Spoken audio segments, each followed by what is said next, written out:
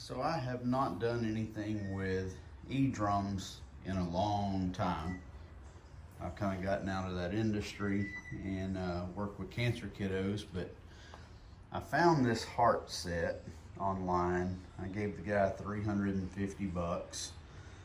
Came with a Roland TD8 module and kind of parting stuff out. Like I didn't want the drum rack. It came with a double bass DW pedal, but I really just wanted the drums. But you can see they're pretty dirty. So this is going to be my new project.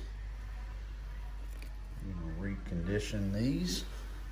Let's see if we can't make something good out of them. This one actually, trigger's completely, pretty much gone.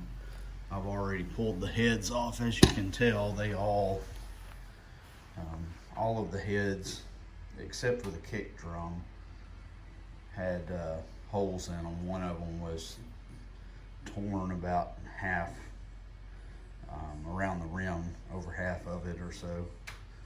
So this is, I guess, day zero. This is kind of what we're starting from, and I'll share the project as I go along.